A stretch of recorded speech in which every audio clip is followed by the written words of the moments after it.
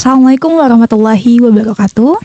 Selamat pagi dan salam sejahtera bagi kita semua. Halo Gon Unggul, perkenalkan nama aku Hidayatul Jannah, salah satu mahasiswa dari Fakultas Hukum Universitas Islam Riau yang akan menemani Gen Unggul semua dalam podcast Fakultas Hukum Universitas Islam Riau, sebuah ruang diskusi yang menghadirkan inspirasi, wawasan, serta berbagai gagasan dari para akademisi yang memperkaya pengetahuan kita semua. Gen Unggul berbahas tentang dunia akademik. Kita tentu tidak hanya berbicara mengenai proses belajar di ruang kelas. Salah satu ukuran kemajuan dalam suatu perguruan tinggi adalah seberapa besar kontribusinya terhadap pengembangan ilmu pengetahuan. Salah satu bentuk kontribusinya adalah sebuah buku. Di Fakultas Hukum Universitas Islam Riau sendiri, tradisi menulis buku telah menjadi budaya akademik yang terus berkembang. Banyak dosen yang produktif menghasilkan karya-karya ilmiah yang menjadi referensi bagi mahasiswa maupun masyarakat. Nah, untuk membahas lebih lanjut, telah hadir bersama kita narasumber yang luar biasa. Beliau adalah Asosiat Profesor Dr. Asli Muhammad Saleh SHM Hum, Kepala Bagian Hukum Tata Negara Fakultas Hukum Universitas Islam Riau. Selamat datang Bapak. Selamat datang, Yana. Terima kasih banyak telah meluangkan waktunya pada hari ini Pak ya. Ya, sama-sama. Apa kabar Bapak hari ini? Kabar sehat walafiat. Alhamdulillah, luar biasa Bapak. Sebelum kita masuk ke tema besar kita nih Pak, saya malah tertarik dengan apa yang ada di meja kita saat ini. Banyak pemandangan di meja kita pada hari ini adalah banyaknya buku yang dibawa oleh profesor yang membuat saya semakin kagum dengan Bapak. Kalau boleh tahu Bapak sejak kapan sebenarnya mulai penasaran dan juga mulai ada kebiasaan Bapak dalam menulis buku itu Pak? Mula-mula saya itu pencinta buku, pembeli buku, pembaca buku. Sejak dari mahasiswa S1 sampai sekarang walaupun sudah selesai S3. Tapi sejak mulai tahun 2000, saya berangsur-angsur menulis buku. Ada buku kumpulan paper dan ada juga buku teks. Dan belakangan saya mengumpulkan, mengkompilasikan, mengkolaborasikan 3 jenis disiplin ilmu hukum, yakni buku kompilasi hukum tata negara, kolaborasi hukum internasional, konfigurasi hukum administrasi negara. Total semua buku yang pernah saya himpun, saya susun ada 13. Luar biasa. Dan 3 buku khusus saya buat dalam rangka skripsi jadi buku, tesis jadi buku, disertasi jadi buku. Keren banget Bapak. Ya. Nah, saya penasaran Bapak, dari sekian banyak buku yang telah Bapak tulis, adakah satu buku yang sangat berkesan menurut Bapak? Ya tentu saja yang pertama yang berkesan yang saya pernah tulis dengan Ibu Profesor Elidar Khaidir. Walah, bersama Ibu Yang pertama Elidar. saya edit, sebenarnya naskah beliau, tapi saya edit ini bukan buku sebenarnya, ini baru standar diktat. Waktu kami kuliah dulu, dosen itu banyak buat diktat, dan kebetulan saya menjadi asisten Profesor Elidar sejak tahun 88, sejak masih mahasiswa. Kemudian tahun 2002 saya edit naskah beliau yang pernah diajarkan pada kami. Tapi yang berkesan itu pada akhirnya tentu saja disertasi saya. Luar biasa. Nah, Tentang apa Pak? Disertasi saya ini tentang negara integralistik Supomo. Apa itu Pak? Ini konsep negara yang dulu waktu perdebatan di BPPKI ditolak karena para elit negara tidak ingin hak asasi manusia itu banyak dalam konstitusi. Tapi setelah amandemen Undang-Undang Dasar 45 tanpa disadari banyak betul norma atau klausula mengenai HAM di konstitusi. Jadi saya bikin buku tentang ini. Jadi saya sengaja membuat disertasi, skripsi ataupun tesis yang bisa menjadi referensi. Jadi bukan penelitian sosiologis, bukan penelitian empiris, tapi adalah penelitian normatif sehingga bisa menjadi buku ajar di berikutnya. Ini paling saya senangi, saya banggakan. Tapi berikutnya juga pernah saya bikin ini. Apa itu Pak? Buku konfigurasi Hukum internasional. Guru besar hukum internasional. Ini naskah-naskah langka. Waktu kuliah di Yogyakarta 96-98 dulu, ini berceceran saja dipakai bagai kios-kios buku. Saya kumpulkan, suatu hari pasti ada gunanya. Ternyata ada gunanya. Pasti orang tak pegang lagi pidato pengukuhan Mukhtar Kussumadmaja, pidato honoris causa bekas Menteri Luar Negeri, ya, pidato-pidato langka di tahun 80-an dan saya termasuk di bidang hukum tata negara, bukan administrasi negara. Sebagian adalah buku-buku yang sifatnya pengumpulan paper waktu S1, waktu S2. Jadi ini rasa kebanggaan saya dan rasa syukur saya. Kalau di rumah ya masih banyak buku lah, karena saya peminat banyak bacaan sastra, bacaan politik. Jadi Bapak walaupun Bapak kepala bidang dalam hukum tata negara, tapi Bapak menguasai semuanya, Pak, ya? Bapak juga ngebaca semuanya. Meminati semuanya. Meminati buku semuanya. Sastra, meminati buku agama, meminati buku filsafat, tentu saja hukum pada umumnya. Dan saya tidak mau memilah-milahkan hukum itu perdata sentris, pidana sentris, atau tata negara sentris. Karena hukum in action atau law in action itu dia udah merambu semuanya. Masuk dalam ramuan semua disiplin ilmu, HTN, Han, perdata, pidana. Jadi saya meminati semua itu. Jadi kalau ada kasus-kasus besar yang menjadi perhatian publik media, saya ikuti dengan seksama walaupun background akademis saya tidak di situ. Tapi untuk merendahkan cara berpikir kita, untuk elaborasi pemikiran kita lebih luas, saya senang membaca buku-buku sastra atau buku-buku novel. Tapi tidak ketinggalan buku-buku teks itu, karena buku teks itu membantu saya untuk mengajar di kelas-kelas nanti. Luar biasa, Bapak, kita kan tahu nih, Pak, nggak semua perguruan tinggi memiliki budaya menulis buku yang kuat. Nah, pertanyaan saya, menurut Bapak bagaimana sebenarnya tradisi menulis buku di Fakultas Hukum Universitas Islam Riau itu sendiri, dan bagaimana mulai tumbuh hingga salah satu bidang akademiknya sendiri, Pak? Secara personal sejak tahun 90-an, tradisi atau kebiasaan menulis buku itu sudah ada beberapa kalangan dosen, ya. Salah seorangnya Ibu Profesor Dr. Elidar Khaidir. Jumlah buku yang dia tulis, yang dia cetak, yang punya ISBN, ISSN, dan diterbitkan oleh IKAPI ada 13 judul. Sama dengan saya, cuman saya tidak semuanya ada ISBN-nya, tidak semua ada IKAPI. Ada 3 buah judul buku yang tidak terdaftar di IKAPI. Ada juga dosen-dosen lain seperti Pak Effendi, ya. Akhir-akhir ini 5 tahun terakhir ini giat menerbitkan buku. Pak Dr. Zulkarnain Sanjaya juga banyak menerbitkan buku. Bagi saya buku penting. Ustaz Somad bilang menulislah supaya orang tahu bahwa engkau pernah hidup di zaman itu. Bagi saya menulis buku ini meninggalkan legasi, ya, legasi untuk orang di kemudian hari. Memang sekarang orang selalu banyak melihat pada jurnal, ya, pada artikel. Itu kan untuk kebutuhan sesaat dalam rangka kepangkatan fungsional dan tidak mudah didapatkan. Tapi kalau buku, ke perpustakaan, ke toko buku, ya kita dapat segera bukunya itu. Oke, Bapak di tengah perkembangan teknologi saat ini, informasi bisa kita peroleh secara langsung dengan cepat melalui internet. Nah, Bapak, mengapa buku tetap menjadi dan juga memiliki posisi yang sangat penting, khususnya bagi mahasiswa hukum, kalau menurut Bapak? Kalau buku, kita bisa masuk dalam emosinya. Sama kita baca Al-Quran. Kalau kita baca Al-Quran lewat gadget, itu tak masuk. Kalau mushafnya kita pegang, masuk dalam emosi kita, dalam memori kita. Juga buku kalau kita pegang, kita masuk dalam jiwa itu. Tapi kalau lewat gadget dengan sarana internet, kita terbatas.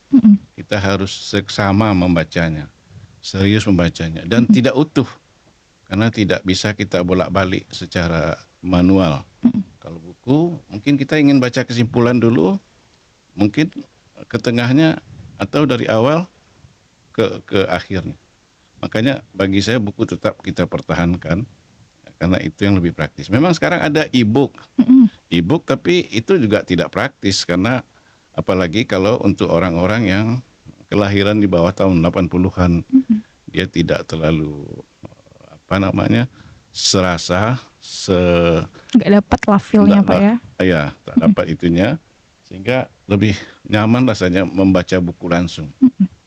Dengan baca, sama dengan kita membaca koran, majalah, walaupun sudah ada online, internet, ya, yang sifatnya internet interkoneksi, tapi lebih baik membacanya langsung. Ya, salah satu media yang berkembang sekarang, majalah nggak usah kita sebutkan, itu lebih senang saya tetap membaca yang edisi cetaknya. Walaupun podcastnya, rekaman videonya, rekaman YouTube-nya ada, tapi saya tetap cari edisi cetaknya, edisi manualnya. Karena kita serasa membaca dengan jiwa yang kuat betul. Benar Pak. Jen tertarik Bapak tadi bilang kalau misalkan Bapak banyak mengumpulkan kertas-kertas yang tadinya dulu nggak begitu dilihat sama orang, tapi sekarang itu malah mengguna ya Pak ya untuk disertasi Bapak, untuk beberapa buku Bapak. Nah, ini kan Bapak punya effort ataupun punya usaha dalam mengumpulkan semua berbait dalam buku itu sendiri. Bagaimana pendapat Bapak tentang banyaknya mahasiswa saat ini yang menggunakan AI untuk menulis buku, untuk menulis jurnal, untuk membuat karya ilmiah mungkin Pak. Nah, itu kan berarti nggak pure dari isi kepala dia ataupun dari pribadinya dia sendiri Pak. Berarti kan itu adalah ciptaan dalam artificial intelligence itu sendiri. Bagaimana pendapat Bapak tentang itu sendiri Pak? Itulah yang saya prihatinkan, salah satu mudarat dari teknologi itu ya, dalam hal tulis baca ini kita menggunakan ChatGPT, AI, dan mahasiswa secara praktis ngambil situ. Akibatnya sekarang itu bukan tulis tangan mahasiswa saja yang buruk, tapi logika berpikirnya juga. Betul Bapak.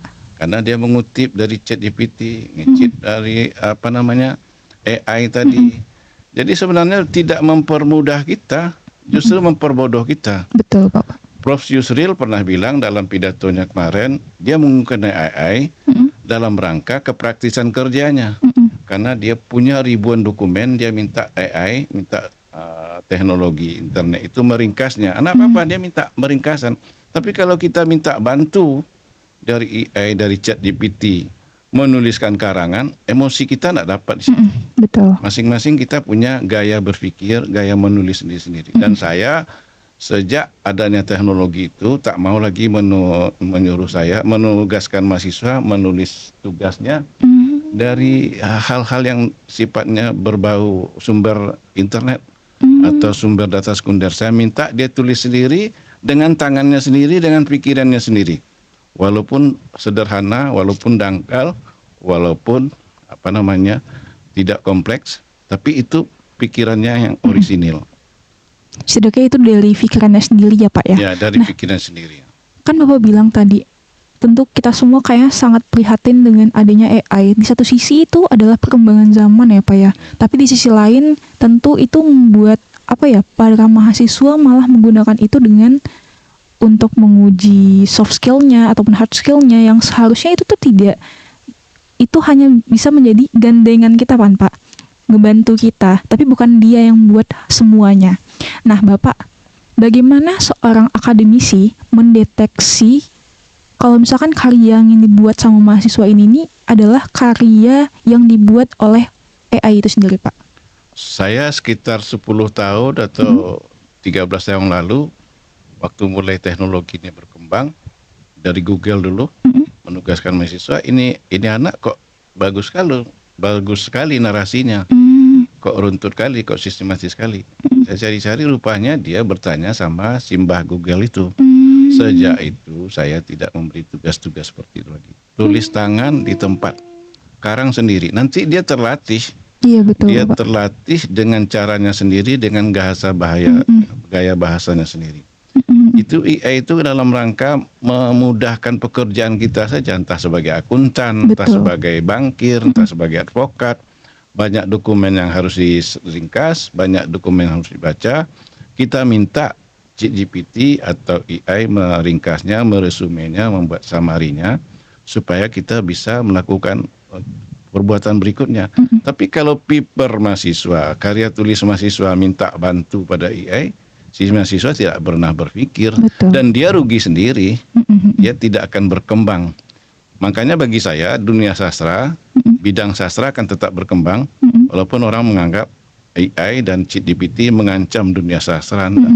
Karena sastra, baik sastra yang sifatnya seni, yang sifatnya romantis maupun yang bersifat yang formal, tetap akan hidup karena ditularkan oleh pikiran orisinil si manusia itu sendiri, bukan dibantu oleh alat teknologi lain. Betul, Pak. Bapak, banyak kan mahasiswa sekarang ini sebenarnya pengen membuat buku dan juga memiliki keinginan untuk menulis, tapi seringkali merasa belum percaya diri ataupun bingung harus mulai dari mana. Kalau menurut Bapak, kalau bisa Bapak memberikan saran, apa langkah pertama yang sebaiknya yang dilakukan oleh mahasiswa agar mulai membangun budaya menulis sejak di bangku perkuliahan, Bapak? Sebenarnya sejak dari SMA, dari SD, dari SMP sudah punya minat membaca, minat mengoleksi. Saya kebetulan umi saya itu pembaca yang tekun dan membaca buku-buku agama, buku cerpen karangan Hamka, buku-buku politik karangan Nasir. Keadaan dalam rumah memaksa saya untuk membaca. Dan kita harus membaca dulu. Banyak membaca tentu akan ada saluran yang ingin diungkapkan. Yang kedua, kebiasaan saya dari dulu membuat diary, catatan harian. Ya, sekarang jarang orang buat catatan harian. Remeh-temeh saja. Waktu mahasiswa, saya pagi ini saya kuliah, siang ini saya rapat, kebetulan saya aktivis. Sore nanti saya kuliah lagi, nanti malam ada pertemuan lagi, ya, ditulis. Bahkan waktu SMA dengan bahasa yang agak romantis. Kemarin ketemu si Anu, ceritanya begini-begini. Dari kebiasaan menulis seperti itu, nanti menjadi penulis yang serius. Ya, dulu saya juga penulis saja, tapi tidak saya kembangkan. SMP saya juara baca puisi, SMA saya juara penulis puisi. Tapi dari mahasiswa tidak saya kembangkan. Saya ingin serius dunia yang sifatnya tekstual. Makanya buku saya itu berbagai disiplin ilmu adanya. Buku ekonomi saja yang saya nak punya karena saya nak paham, nak minum. Ya. Tapi menarik banget loh Gen Unggul. Ya. Bapak bisa menciptakan banyak buku dengan berbagai materi, Pak, ya.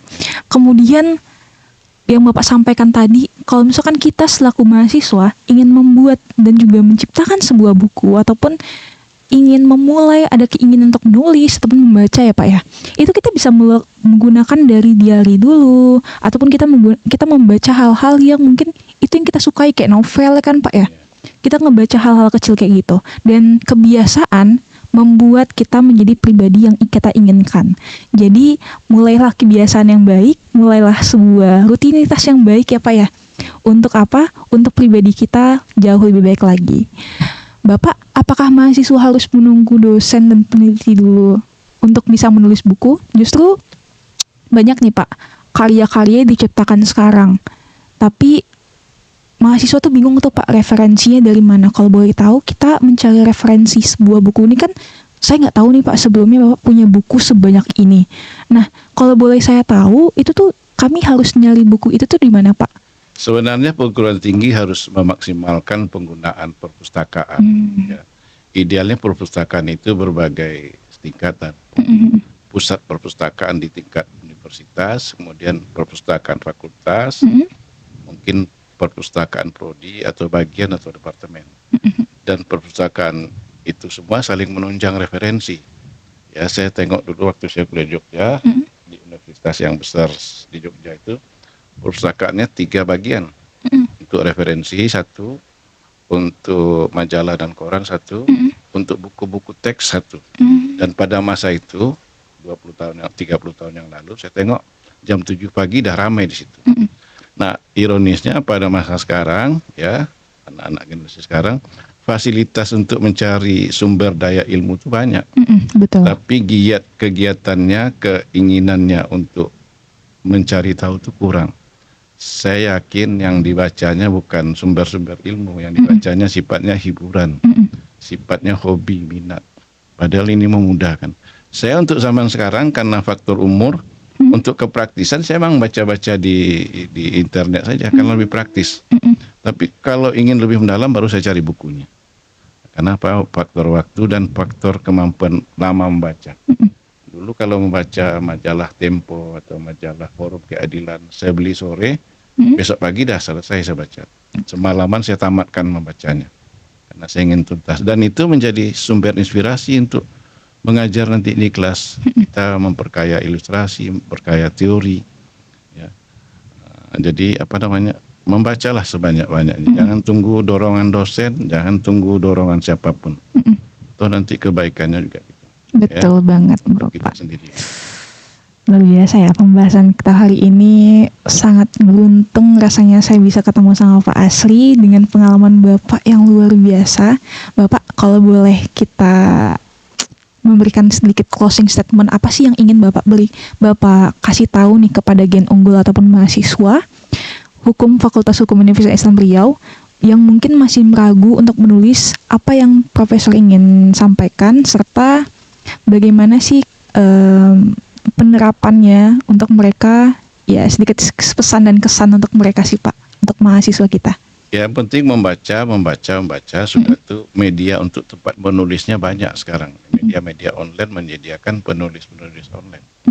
Ada seorang alumni Fakultas Hukum ini, ya, yang dosen di PTS di Padang, itu aktif betul menulis di media online. Karena saya tahu waktu mahasiswa dia pembaca yang baik, dia pembaca yang banyak. Hasilnya panennya sekarang. Dan saya agak iri dalam tanda kutip, aspek apapun di bidang hukum, dia bisa kuliti, dia bisa ulik, dia bisa tajam analisisnya. Bahkan waktu disertasi saya olah, saya publish di Facebook, dia bisa mengomentari tepat, benar, padahal basisnya perdata. Kenapa begitu? Karena dia membaca semua bidang ilmu hukum. Ya, dia tidak kaku pada satu bidang ilmu. Jadi sekarang membacalah. Supaya nanti penuh isi kepala itu dengan membaca, akhirnya kita ingin menuangkan. Sama kita kesal, kita mungkin menulis. Kita kesal, mungkin membuat coretan-coretan. Itu yang akhirnya disebut mural itu. Ekspresi dari rasa emosi yang tersimpan. Jadi resepnya membaca. Makanya saya agak aneh sekarang itu kalau ujian-ujian UAS, UTS itu kok sebentar betul mahasiswa ini menjawabnya. Ya, pertanyaan sebaris dijawab 2 baris. Dulu tahun 80-an itu pertanyaan satu baris itu jawabannya 1 halaman folio. Banyak mahasiswa yang minta lembaran tambahan. Sekarang saya prihatin ini. Saya termasuk yang mencemaskan generasi yang disebut generasi unggul itu. Karena hidupnya dimudahkan, tapi elan perjuangannya lemah. Ya. Itu yang termasuk saya risaukan untuk akan berpengaruh pada anak dan cucu saya kemudian hari. Terlalu banyak yang praktis ya Pak ya. Praktis ya. Betul. Bahkan di Al-Quran sendiri sudah tercatat ya Pak ya, katanya Iqra. Ya. Membaca teman-teman.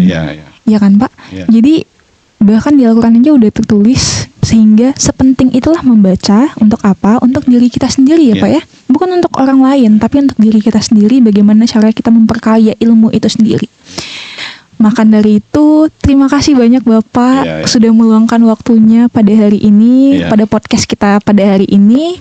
Mungkin banyak pelajaran yang dapat kita dapatkan dalam podcast hari ini, dan semoga Gen Unggul dari pembicaraan hari ini kita belajar bahwa sebuah buku bukan hanya kumpulan tulisan, tapi juga warisan pemikiran yang lahir dari proses panjang, ketekunan, dan juga komitmen terhadap ilmu pengetahuan. Semoga tradisi menulis buku di Fakultas Hukum Universitas Islam Riau terus berkembang dan menjadi inspirasi bagi kita semua untuk ikut berkarya. Saya Hidayatul Jannah bersama Asosiat Profesor Dr. Asri Muhammad Saleh SHM Hum, pamit undur diri. Sampai jumpa di episode podcast Fakultas Hukum Universitas Islam Riau yang berikutnya. Wassalamualaikum warahmatullahi wabarakatuh. Dah.